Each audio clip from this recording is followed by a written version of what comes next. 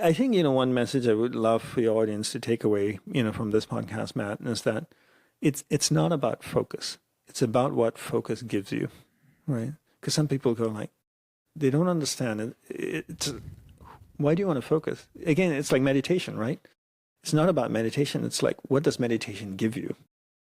That practice gives you something that is so special. Focus gives you the deepest, most intimate experiences with the people and things that you love, whether it's fishing or riding a dirt bike. If you could be fully present with it, you fully experience it. If you're standing there fishing and you're mentally absent, you never experience it. Yeah, I think the most important thing in our lives is the memories. And what I hear you saying is if you're not focused on it, you can't actually make a memory. No, like we've probably experienced amazing things in our life where, like you said, driving through Paris, looking at our phone, beauty everywhere, but it's not a memory because we're not focused on the potential of it becoming one. Yeah.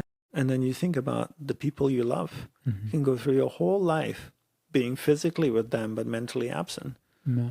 And then you just go, okay, I didn't experience any of it. And I realize my life is finite. It's not short, but it's finite. There's a clear, definitive end. I don't know when that end is, but I know it will end.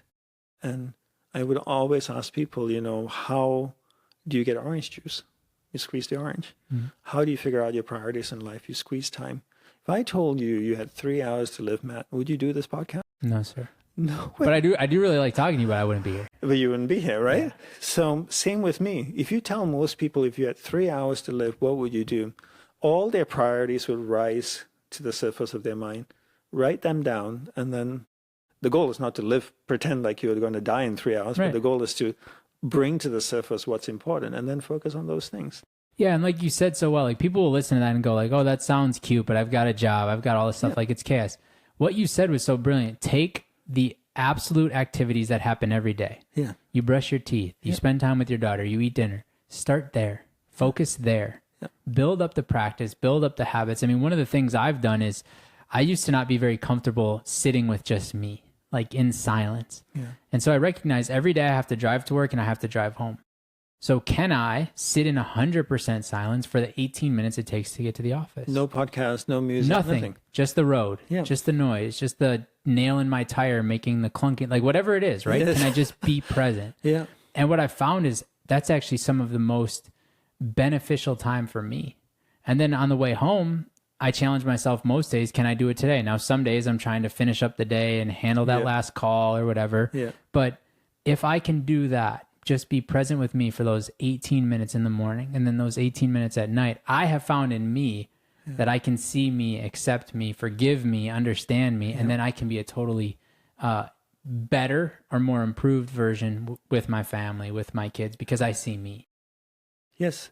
And why is it that we are willing to give everything and everyone else so much time and attention, but not ourselves? How many podcasts do people listen to? Music, all the time engaging, but you ask people to spend 20 minutes in the car by themselves. So if they're waiting for the subway, they have to pull their phone out of the pocket, scroll until the train comes. Why don't you just stand there and listen to yourself? Your mind can't tell you about you if you're constantly engaging in something else. Your mind's just kind of like, oh, he's busy. And I think a lot of people that are feeling pain in their body, it's their body's way of trying to say, hey, listen to the mind. Because they're so distracted. It's like, okay, you're not listening to the mind. So let me tell you, so let me tell you your knee really hurts. Or let me tell you your shoulder really hurts. Or let me tell you your back hurts. Or you have a headache or your neck hurts. And like literally before we started recording this, I was talking to Corey. I was like, man, my neck really hurts.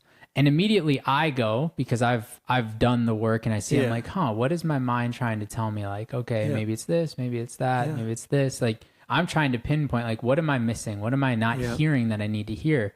But I think a lot of times people just go, oh, the body hurts. Let me pop some Advil, silence the noise and not have to listen to the body, not have to listen to the mind.